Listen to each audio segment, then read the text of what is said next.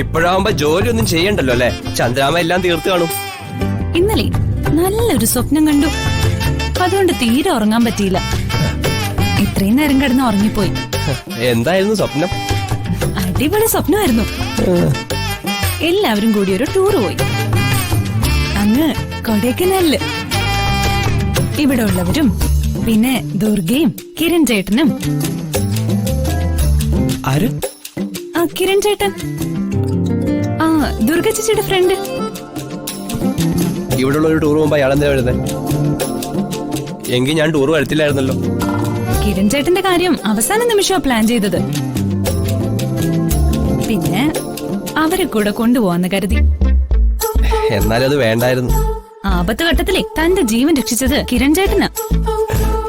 അപ്പൊ താൻ തന്നെ ഇത് പറയണം. എന്റെ ജീവൻ രക്ഷിച്ചെന്നോ? ആര്? കിരൺ ചേട്ടൻ തന്നെ. കൊടൈക്കനാലിലും ഗുണാക്കേവിലും കിരണുമായിട്ട് ഇവളിത് എപ്പോ പോയി? എന്തൊരു ധൈര്യം ആ മനുഷ്യന്. ഞാൻ കേറി വന്നേലോ, അയാളെന്തിനാ കൂടെ ചാടിയത്? എടോ, മനുഷ്യനായാലേ കുറച്ച് നന്ദി വേണം. ഞാൻ പറഞ്ഞത് അവിടെ കിടന്നോട്ടേന്ന് പുള്ളി കേക്കണ്ടേ? ഞാൻ ടൂർ വന്നതേ തെറ്റ്. എന്റെ ജീവൻ രക്ഷിക്കാൻ ഞാൻ പറഞ്ഞില്ലല്ലോ. അതിനെതിരെ താൻ ചൂടാവുന്നേ? ഇത് ഞാൻ സ്വപ്നം കണ്ടതല്ലേടോ മണ്ട. ലോക മണ്ഡലം സ്വപ്നമായിട്ട് കണ്ടതും പോരാ, അതിൽ കിരണെ ഉൾപ്പെടുത്തി അത് വന്ന് എന്നോട് പറഞ്ഞിരിക്കുന്നു. പിന്നെ ഞാനൊരു കാര്യം പറയട്ടെ. എന്താ? ആ കിരൺ ചേട്ടൻ എന്ന് പറയുന്ന ആൾ അത്ര ഡീസന്റ് ആണെന്നൊന്നും എനിക്ക് തോന്നുന്നില്ല. ആര് പറഞ്ഞു? പുള്ളി ഒരു പാവ. ഇന്നലെ ഞങ്ങൾ ഒരുപാട് സംസാരിച്ചതല്ലേ. ഇവിടെ അതിന്റെ ഇടയ്ക്ക് അവനുമായിട്ട് കുറെ സംസാരിച്ചെന്നോ?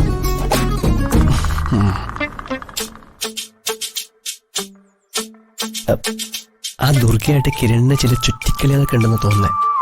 ഏയ്, അത് തനിക്ക് തോന്നുന്നതാ. അവര് നല്ല ഫ്രണ്ട്സാ. എന്തോ എനിക്കങ്ങ് ഇഷ്ടപ്പെടുന്നില്ല. താൻ ഇഷ്ടപ്പെടണ്ട. അയാളെ ഇഷ്ടപ്പെടാനേ വേറെ ആൾക്കാരുണ്ട്. അതാര്? അങ്ങനെ തീർച്ചപ്പെടുത്താറൊന്നും ആയിട്ടില്ല. ഒന്നുകൂടെ ഒന്ന് കൺഫേം ആവട്ടെ, ഞാൻ പറയാം.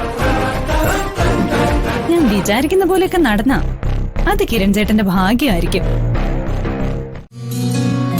എന്റെ ജോലിയൊക്കെ തീർത്തിട്ട് ഞാൻ തിരിച്ചു വിളിച്ചോളാം.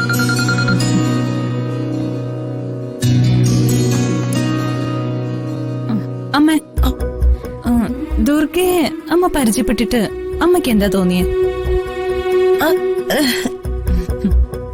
നല്ലതാണെന്ന് എനിക്കും അറിയാം. ഞാൻ അതല്ല ചോദിച്ചേ. പുറമേ കാണുന്ന പോലൊരു സ്വഭാവക്കാരി അല്ലെന്നാ എനിക്ക് തോന്നുന്നേ. എന്തൊക്കെയോ ഒളിക്കുന്ന പോലൊരു തോന്നല്. ചെലപ്പോ എന്റെ തോന്നലായിരിക്കും. പക്ഷേ നമ്മളിൽ നിന്ന് എന്തൊക്കെയോ മറയ്ക്കുന്നുണ്ട്.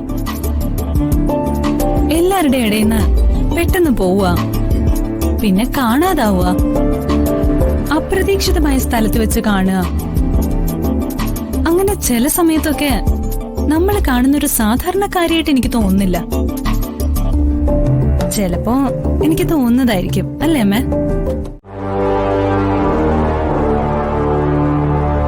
ഇത്രയും നാളും ശിവദാസനെ അയാളുടെ കുടുംബത്തെയും പിടിച്ച് മണിമാല കൈക്കലാക്കുക എന്ന് മാത്രമായിരുന്നു ലക്ഷ്യം. എന്നാൽ ഇനി അതുമാത്രമല്ല, ആരെ കൈ കിട്ടിയാലും അവരെ കൊല്ലണം. അതാ ആദ്യത്തെ ജോലി. അത് കഴിഞ്ഞ് മണിമാല. എന്നെ ഇത്രയും കഷ്ടപ്പെടുത്തിയതല്ലേ, ഇനി അവരാരും ജീവനോടെ വേണ്ട.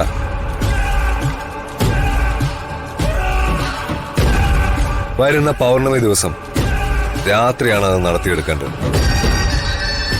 അതിനുള്ള എല്ലാ സൗകര്യങ്ങളും നിങ്ങൾക്കുണ്ടാവും.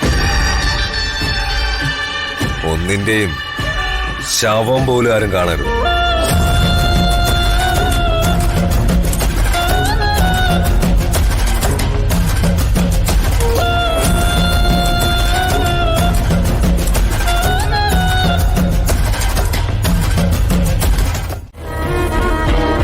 ദേവി മഹാമായി, എന്നോട് പൊറുക്കണേ. എന്റെ മകളിപ്പോ നരിയുടെ കസ്റ്റഡിയില. അവളെ തിരിച്ചു കിട്ടാൻ വേണ്ടി മാത്രം ഞാൻ ആ ശിവദാസനോട് കള്ളം പറയുക. പൊറുക്കണേ ദേവി.